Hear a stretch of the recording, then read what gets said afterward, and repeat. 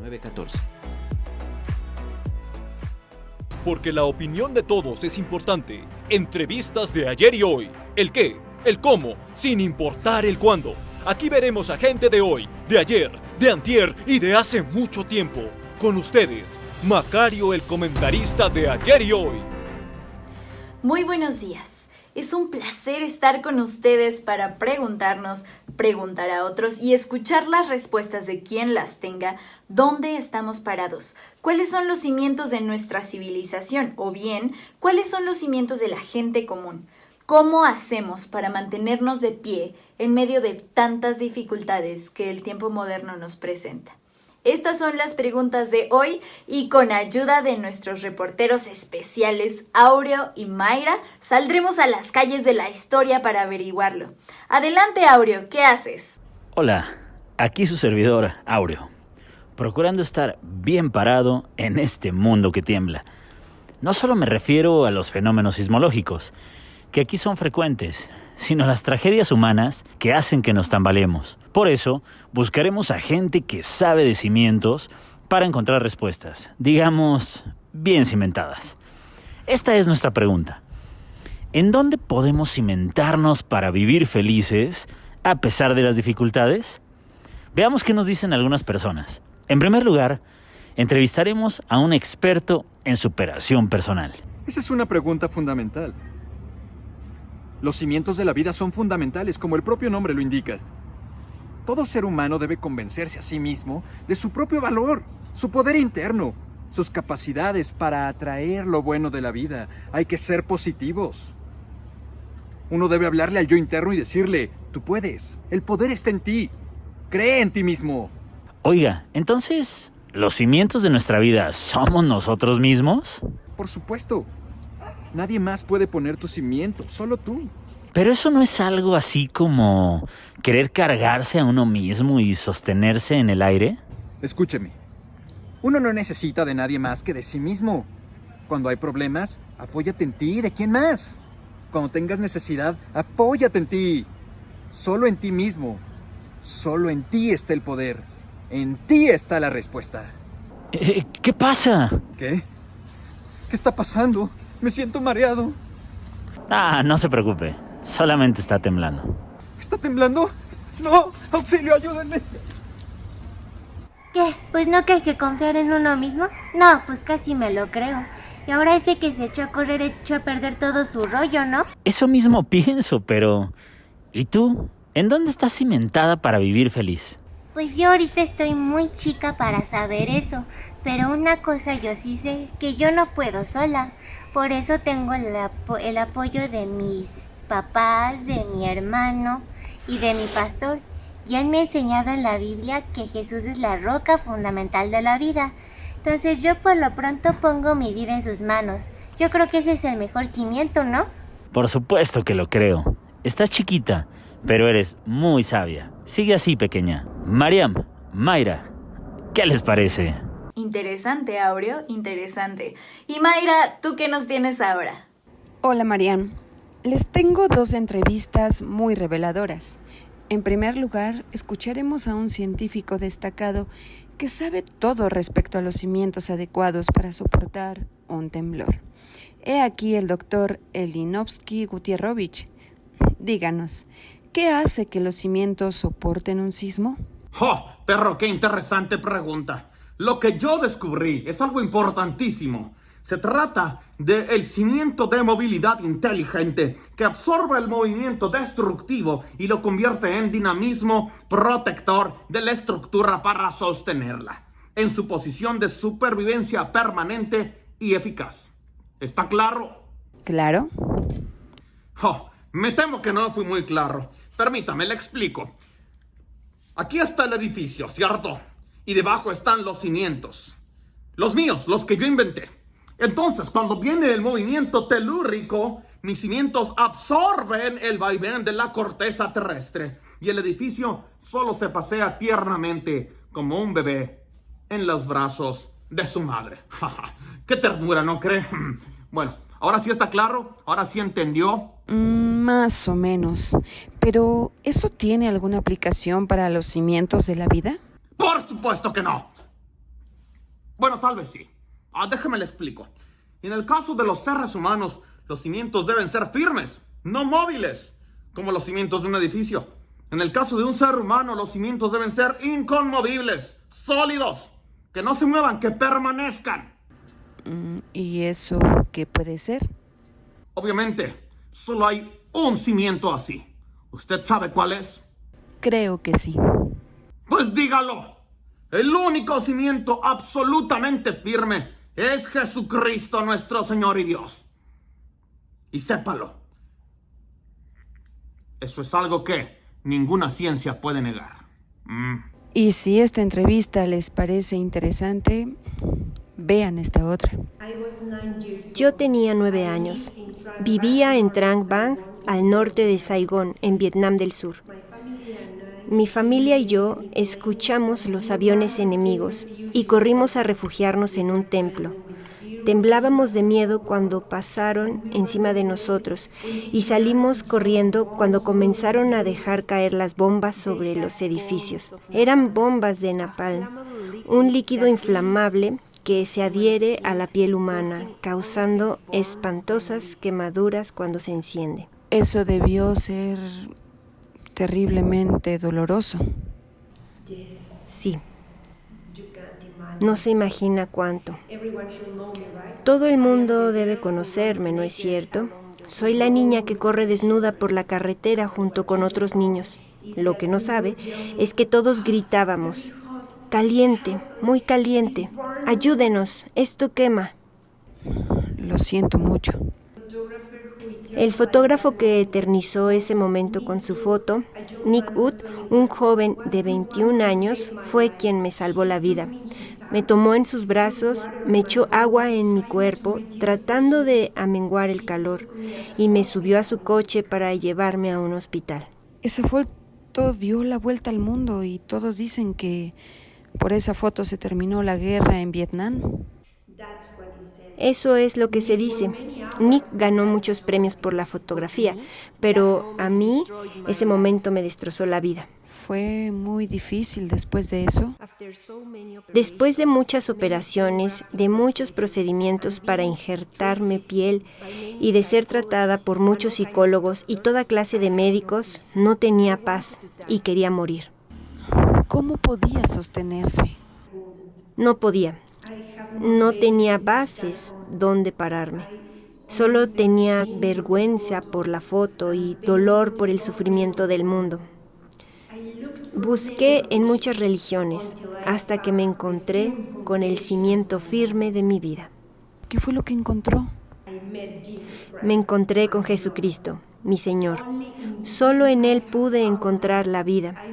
Encontré una razón para mi dolor, para ayudar a otros. Pude perdonar a quienes atacaron a mi gente. Me casé y tengo una familia y soy feliz. No hay duda. Jesús es el cimiento para vivir feliz. Mariam, Aureo, ¿qué les parece? Como siempre, escuchar las respuestas de los verdaderos protagonistas de la historia resulta muy edificante. Y tenemos algo más. Algunas personas del público al ver estas entrevistas han querido darnos su opinión. He aquí algunas de ellas. Yo soy doctora y siempre he creído en la ciencia, aunque a veces me desilusiona lo poco que podemos hacer por el alma de la gente que sufre. Ahora entiendo todo. Solo Jesús es el cimiento para vivir. Pero yo soy maestro albañil, pero yo sé que lo más importante son los cimientos. Por eso mi esposa y yo somos cristianos. Y vamos a la iglesia y tenemos al Señor Jesús como nuestro cimiento espiritual. ¿Verdad, vieja? Así es, viejito. Yo soy psicóloga, soy actriz, soy consejera y por si no lo saben, soy una mujer ciega. Pero ¿saben una cosa? Puedo andar por la vida feliz y me realizo como mujer porque mi vida está cimentada en Jesús. Lamento que algunas personas no puedan ver eso. Es tan sencillo que hasta yo lo puedo ver. ¿Cómo la ven? Yo soy una mujer profesionista y hasta que mi esposo y yo nos encontramos con Jesús, no teníamos cimientos, vivíamos como en arenas movedizas, pero ahora nuestra vida está firme, porque está puesta en nuestro Señor Jesucristo. Todo está claro y firmemente cimentado en la verdad. Hay que decirlo y punto. Amén. Gracias a Dios por este sketch que nos sigue desafiando la revolución fundamental. Es una bendición. Gracias a Dios, porque seguimos en esta campaña, hermanos. Les invitamos a que sigamos usando el hashtag #RevoluciónEs. ¿Tú tienes alguno? Claro que sí. A mí me gustó esto de vivir las paradojas. Entonces mi hashtag va a ser revolución es vivir la paradoja de utilizar los obstáculos como catapultas. Ahí está bien bueno, tu revolución es... A ver, Gracias. te voy a copiar. A ver, el tuyo. Revolución es vivir la paradoja de morir para vivir. ¿Qué tal? Hermoso, ¿Qué tal? hermoso. Gracias a Dios, hermanos. No se les olviden utilizar estos hashtags, compartir, comentar. Díganos qué les está diciendo el Señor a cada uno de ustedes en sus vidas. En sus vidas de ustedes. Y no se olviden, hermanos, que estamos juntos haciendo el devocional, siguiendo el libro, y que por favor sigan también todas las actividades de nuestra semana para mantenernos en contacto en esta campaña. Amén. Somos una iglesia, un cuerpo en Cristo, y por eso también les invitamos a que vayamos a la palabra de Dios, la levantemos en alto y digamos nuestra declaración de fe que dice así: la palabra de Dios contenida en este libro es la verdad que acepto creer, es la enseñanza que me comprometo a seguir y es la esperanza que me atrevo a confesar. Nada me impide recibirla, nadie me evitará que la haga parte de mi vida y por ningún motivo dejaré de proclamarla. Estoy aquí para leerla, oírla y vivirla diariamente. Amén. Amén. Oremos. Señor, te pedimos que bendigas esta transmisión, que bendigas cada persona que está detrás de esta cámara, Señor, que tú llenes nuestros corazones, que nos mantengas unidos en tu palabra. Tú eres nuestro Señor, nadie más es nuestro Señor. Te damos gloria a ti y a nadie más. Te bendecimos, te glorificamos y te pedimos por la palabra que vamos a recibir. Bendice al predicador, Señor, y toma control de todo este momento. En el santo nombre de nuestro Señor Jesucristo. Amén. Amén. Amén. Amén. Qué hermoso es recibir enseñanzas de la palabra del Señor de esta manera tan creativa. Parábolas modernas, digámoslo así. Espero que aprendamos juntos ustedes y yo las claves de las enseñanzas que Dios nos quiere dar durante esta campaña. El día de hoy nos corresponde un tema más acerca de los cimientos, la revolución fundamental, el cimiento de la vida. Facundo Cabral contaba que tenía un tío, el tío Pedro, que era un rufián, que había hecho dinero robándole al pueblo y que un día finalmente hizo una casa muy bella. Pero vino un huracán y le tumbó su casa. Ahí estaba meditando en los escombros cuando pasa un vecino y le hace una de esas preguntas absurdas que hacemos a veces, ¿no? Y el tío le dice: ¿qué pasó, Pedro? ¿Se cayó la casa? Y que el tío Pedro le dice: no, tonto, la desarmé para limpiarla. Sin duda, una de las cosas más tristes de la vida es cuando se destruye aquello que nos ha costado tanto trabajo conseguir. El día de hoy los huracanes, las inundaciones, los terremotos que aquejan nuestro mundo siguen siendo fuente de tragedias, aunque en ocasiones también son oportunidades para recomenzar. Por otro lado, existen otras experiencias humanas que se asemejan a los huracanes o a los sismos, como los problemas económicos, los laborales, los problemas políticos, los conflictos familiares, las enfermedades o las pandemias, no agraviando. Y regularmente para estas últimas estamos menos preparados para las primeras, porque para las primeras inundaciones, sismos, tenemos códigos, tenemos protocolos, ¿no es cierto? ¿Qué hacer? Pero ¿qué protocolo tenemos para los divorcios? ¿Qué protocolo tenemos para cuando nos dicen que el resultado del análisis es positivo de una enfermedad seria? Por eso sería bueno considerar seriamente la forma como estamos cimentando nuestra vida, justamente para enfrentar esas circunstancias. Leamos el pasaje y reflexionemos en lo que esta semana hemos sido desafiados a hacer. Es el pasaje que contiene los textos que hemos tratado de aprender toda la semana. Adelante con la lectura. Cualquiera pues que me oye estas palabras y las hace, le compararé a un hombre prudente que edificó su casa sobre la roca. Descendió lluvia y vinieron ríos y soplaron vientos y golpearon contra aquella casa, y no cayó, porque estaba fundada sobre la roca. Pero cualquiera que me oye estas palabras y no las hace, le compararé a un hombre insensato que edificó su casa sobre la arena. Y descendió lluvia y vinieron ríos y soplaron vientos y dieron con ímpetu contra aquella casa. Y cayó, y fue grande su ruina.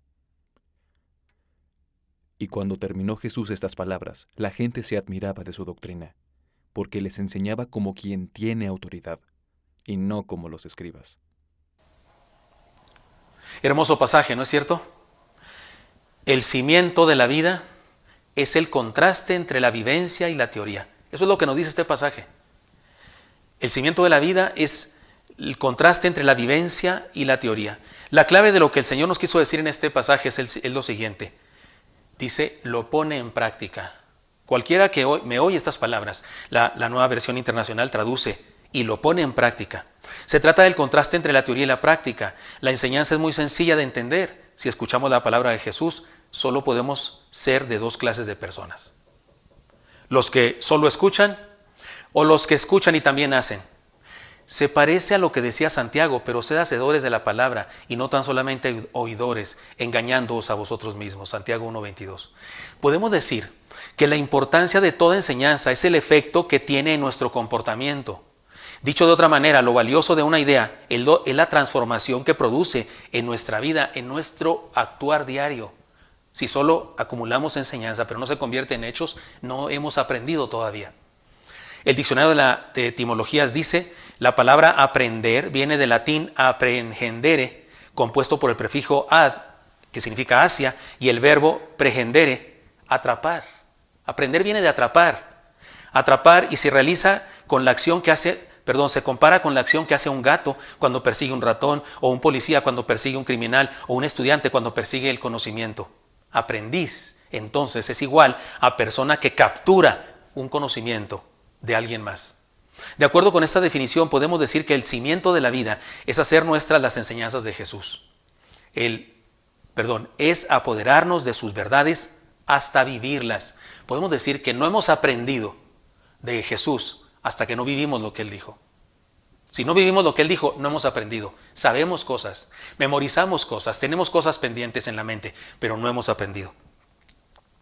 He aquí un oso. En cada punto voy a hablar de los osos. ¿Qué es un oso? Para los que son de otro país y no entienden eso, o no tienen ese contexto que se tiene ahora en la cultura mexicana, un oso es un ridículo, un furcio, un momento de vergüenza que tenemos. No sé, como cuando sales despeinado, cuando traes un zapato café y uno azul, o cosas de esas. Hay osos terribles, no mega osos, y osos no tan grandes. Como cuando le dices a una persona que cuánto tiene de embarazada y no está embarazada, solamente está gordita. Eso es un oso. Bueno, voy a hablar de osos en cada punto. He aquí el oso del mendigo insensato. El oso del mendigo insensato. ¿Cuál es ese? Una persona no ha aprendido nada hasta que lo pone en práctica. Eso que nos quede claro.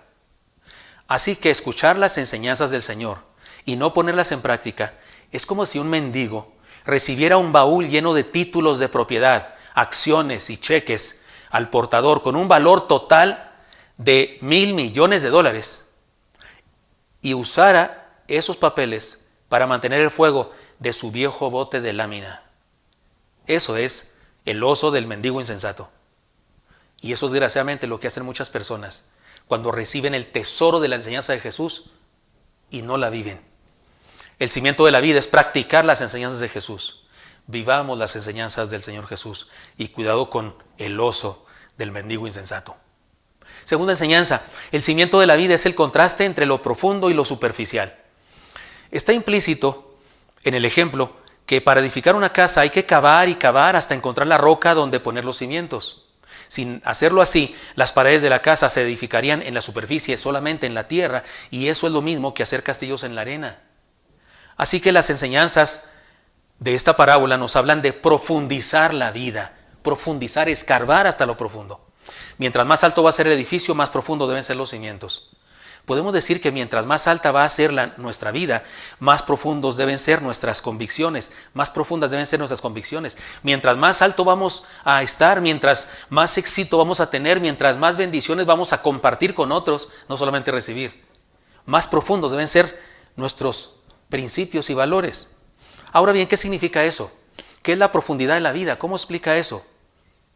Quiero explicárselos con sencillez y pensemos en lo siguiente. Una persona el día de hoy puede cambiar la forma de nariz, puede operarse, ¿no? La nariz, puede cambiar sus ojos, ponerse incluso tatuajes en los ojos se ponen, o ponerse pupilentes, puede ponerse pómulos, sus labios. Oigan, unas personas que tienen así labios de papel, ¿no? Pero al rato andan así como pescados de esos de pecera de restaurante fino, ¿no?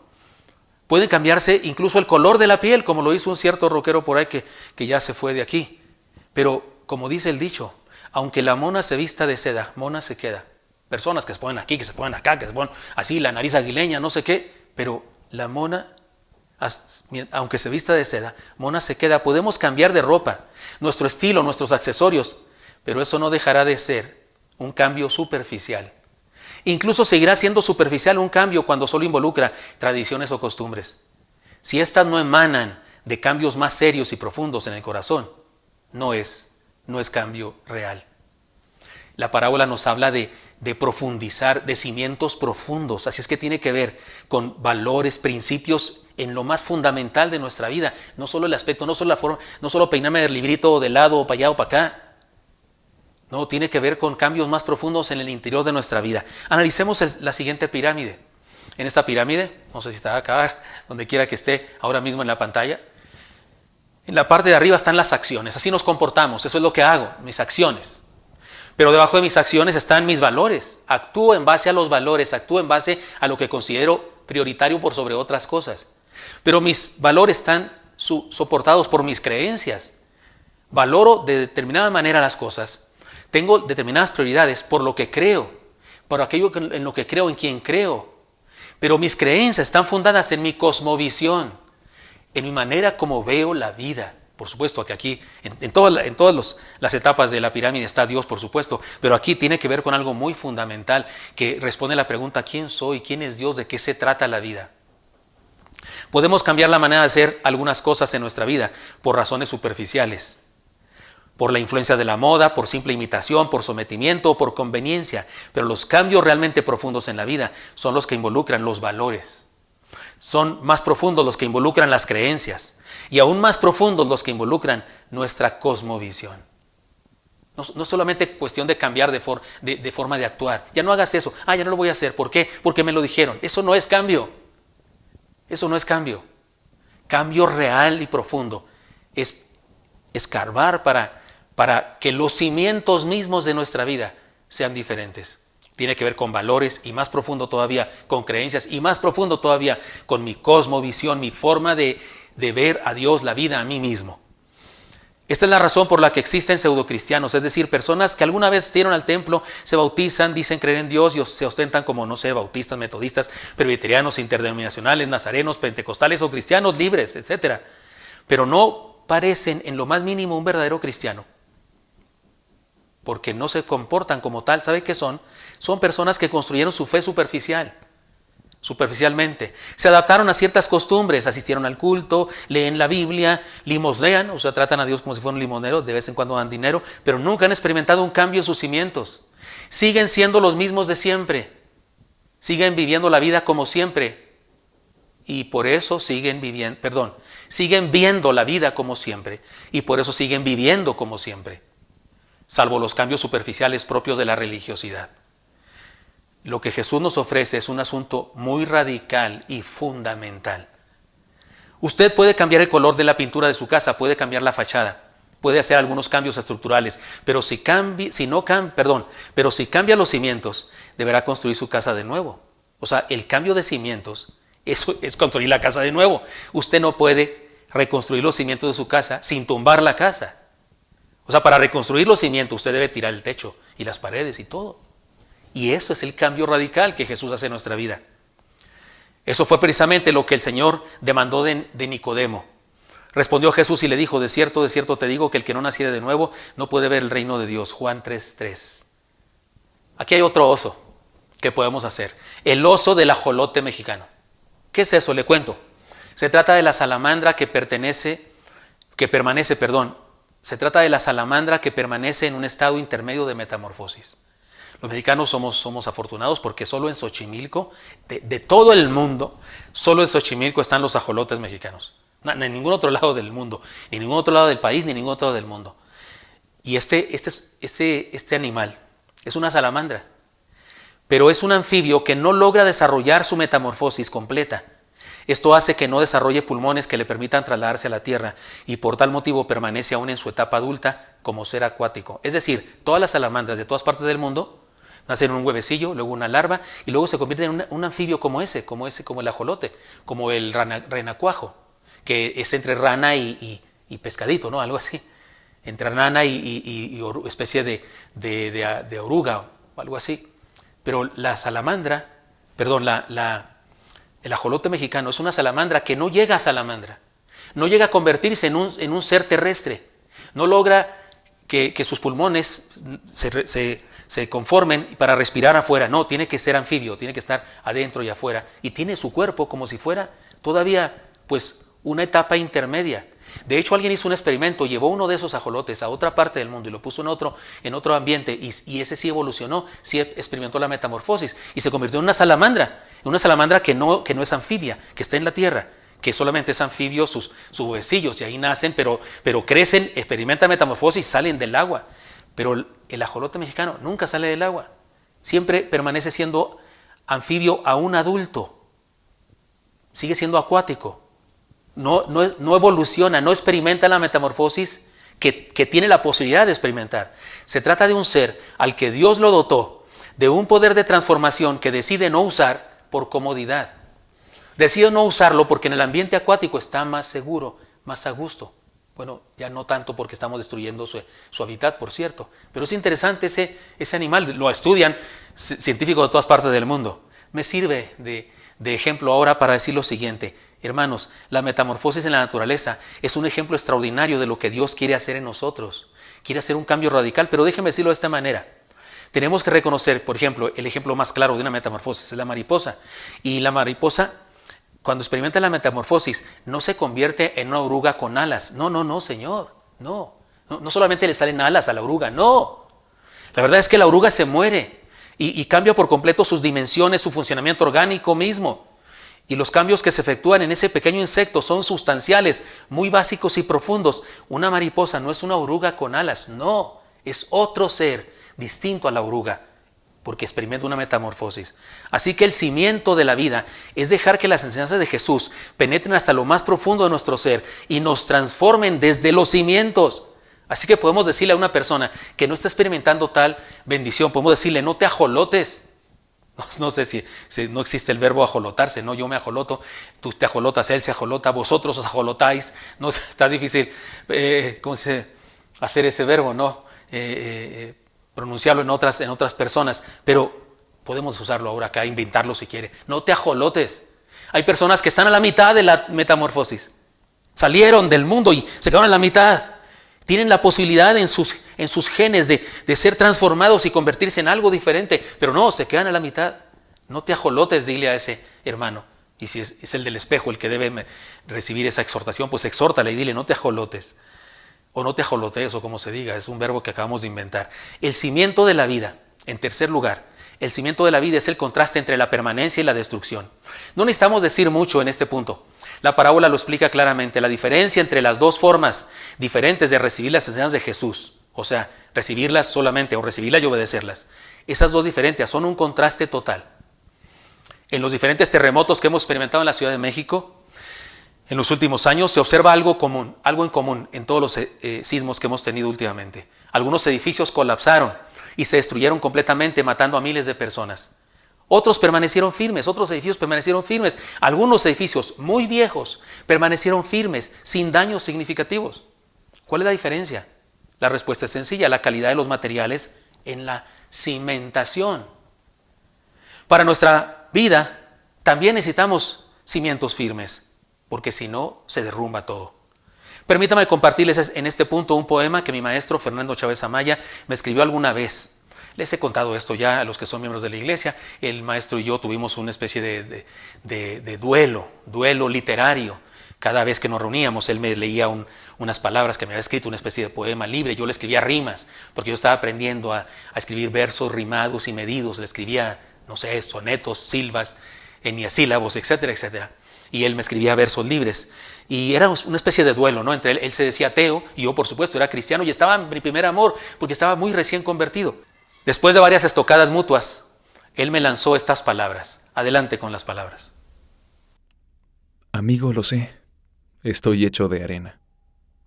Y cuando las olas me alcancen, me esparcirán por los mares, y entonces solo quedará un recuerdo de mí, estos malos poemas. Y dirán, qué bueno era, solo mientras la ola me convierte en sal, Y a ti te pasará lo mismo. Y allí estaremos, tú y yo, frente a frente. Y uno de los dos equivocado dejará que el otro le palmee. Pero por tu fe quizás tus raíces sean más firmes y necesaria sea la mar entera para desadherirte. Mientras tanto, camarada, déjame creer en lo que creo, en la arena, en la mar entera, en la misma forma persistente, como creo en ti, amigo mío. ¿Qué les parece? Dos cosas me agradan mucho de esta palabra. Él reconoce, mi maestro reconoce, que puede estar equivocado. Dice, uno de los dos equivocado dejará que el otro le palmee. Pero también reconoce que mi fe me hace estar en esta vida más sólidamente. Que mi fe me hace tener una vida más sólida. No hay vuelta de hoja. Una vida en Cristo es indestructible. Mi maestro tenía razón. Eso que dijo mi maestro, y lo dijo por poesía, lo dijo por romanticismo, lo dijo por cariño para mi persona, lo dijo por respeto para mi fe incluso. Pero eso que dijo es verdad. Tiene razón. Una fe en Cristo convierte a la persona que tiene esa fe en una vida indestructible. Esta es la razón por la que una joven desahuciada de cáncer puede decirle a su doctor: toda mi iglesia sabe que Dios me sanará, pues aun cuando muera seré sana porque soy salva. Sé de una persona que dijo eso y tiene razón y tenía razón. Ahora está con Cristo, no me cabe duda. Tengo otro oso que decir, el oso del Jenga o Jenga, como se diga. El oso del Jenga. Para ganar en ese juego, uno debe tener bases firmes o la torre se caerá. ¿Lo ha jugado? Son bloquecitos. Y estamos sacando uno y otro. Y hay uno que es de colores. Y te toca sacar el amarillo. Y todo lo que está debajo del amarillo está endeble. Y si lo sacas y se tambalea, se destruye todo. Como decía Pablo. Porque sabemos que si nuestra morada terrestre, este tabernáculo se deshiciere, tenemos en Dios un edificio, una casa no hecha de manos, eterna en los cielos. 2 Corintios 5:1. En la vida hay un juego del Jenga y los cristianos ganamos. Porque no se destruirá la torre jamás. No veo cómo podría tener una vida sólida quien carece de esta esperanza. El cimiento de la vida es construir una sólida e indestructible fe en Jesús. En cuarto lugar, el cimiento de la vida es el contraste entre lo valioso y lo barato. Definitivamente se requiere más esfuerzo para cavar y encontrar la peña donde poner los cimientos que comenzar a poner ladrillos sobre el ras de la tierra, por supuesto, sobre el ras del suelo. Es más costoso excavar y excavar. Pero como dicen por ahí, lo barato resulta caro. El problema del ser humano de nuestros días es que está acostumbrado a la comida rápida, a las palomitas de microondas, a las ofertas del supermercado. La consigna es pagar lo menos posible y disfrutar lo más que se pueda. El regateo en los mercados está a la orden del día. Ahí dice paraguas a 70 pesos. ¿A cómo los paraguas a 20? Dice uno, ¿no? No, a 50, a 45 y deme 2. Y el regateo es lo típico de la vida. Sin embargo, hay que decirlo, las cosas que valen la pena valen el esfuerzo, valen la inversión y valen el sacrificio. Y no es que Dios nos cobre la salvación, no, de ninguna manera, es gratis. Pero vivirla es la más alta y maravillosa inversión que podemos llevar a cabo. Escoger entre estos dos contrastes de la vida es escoger de lo bueno lo mejor. Es escoger el camino del esfuerzo y la dedicación. Por eso podemos decir que el cristianismo no es para tacaños. La fe no es para miserables.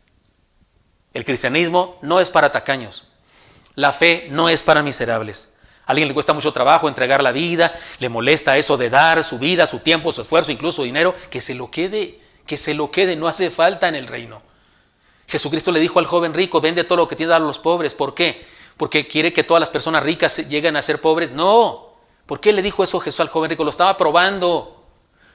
Y le estaba probando a él mismo quién era su Dios. ¿Sabe quién era su Dios? Su dinero, por eso no pudo convertirse. Alguien no puede entregarle su vida, no puede entregarle su dinero, no puede cortarle su tiempo, no puede entregarle su esfuerzo, sus habilidades, su mente. Todo se lo dio Dios, por cierto. No se lo quiere dar al Señor, que se lo quede entonces. Pero en el cristianismo no hay tacaños, no hay miserables. Otro oso, el oso de este punto, el oso del pichicato. La sabiduría popular sabe que lo barato sale caro. El Señor siempre fue honesto y cuando llama a los hombres a seguirle, les habla claramente del costo. Miren, en esta ocasión el ejemplo es bíblico. Y decía a todos: si alguno quiere venir en pos de mí, niéguese a sí mismo, tome su cruz cada día y sígame.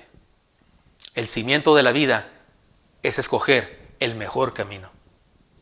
Cuando usted va a comprar algo, ¿qué quiere? ¿Lo barato? ¿Lo que viene de algún país que estaba mal hecho, una manufactura corriente? ¿O quiere algo que dure más? Escojamos el camino de lo mejor, el camino en Cristo. Cuidado con el oso del pichicato, que termina perdiéndolo todo. Tengo un desafío para todos nosotros.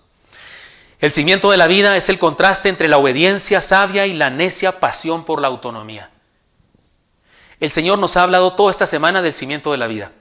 Nos ha hablado del cimiento de una real experiencia con Dios, el cimiento de la sana identidad, el cimiento de la fe sana, el cimiento de la sana relación con la comunidad, el cimiento de la vivencia diaria, el cimiento de la visión clara y el cimiento de tener un proyecto de vida. Y todo ello tiene que ver con un desafío a nuestra voluntad, porque se trata, como en el pasaje que ahora leemos, de escoger. Dos opciones, escoger. ¿De cuáles eres? ¿De los que escucha a Jesús solamente las enseñanzas y se queda ahí, o del que escucha y las hace? Es la diferencia entre la obediencia sabia y la necia pasión por la autonomía. Podemos decir que tiene que ver con lo que le pasó al ser humano en el huerto del Edén. Hagamos memoria. Ahí están Eva y Adán.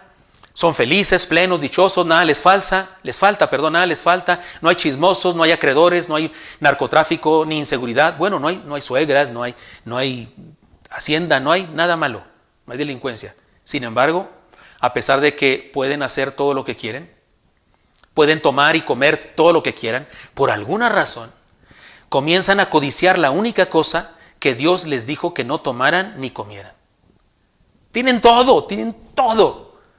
Todo el mundo les pertenece y nadie les puede robar, pero empiezan a codiciar una sola cosa, la que les dijeron no tomarás. ¿En qué consistió el pecado? Definitivamente no fue sexo. Dios les dijo que llenaran la tierra de hijos, sino cómo lo iban a hacer. No era pecado el sexo, era una obligación de hecho. Muchos dicen que fue desobediencia y tienen razón, pero si ponemos atención notaremos una cosa. Comer del fruto del que les fue dicho que no comieran fue un intento por ser independientes. Fue una acción con intenciones de quitarle la autoridad a Dios sobre sus vidas. Fue atribuirse el derecho de decidir por ellos mismos lo que estaba bien y lo que no estaba bien. Podemos concluir que fue el atrevimiento de creerse dioses. De hecho, así se los dijo la serpiente, ¿se acuerdan? Sino que sabe Dios que el día que comáis de él serán abiertos vuestros ojos y seréis como Dios, sabiendo el bien y el mal. Génesis 3:5. ¿Podemos ver lo grave del asunto?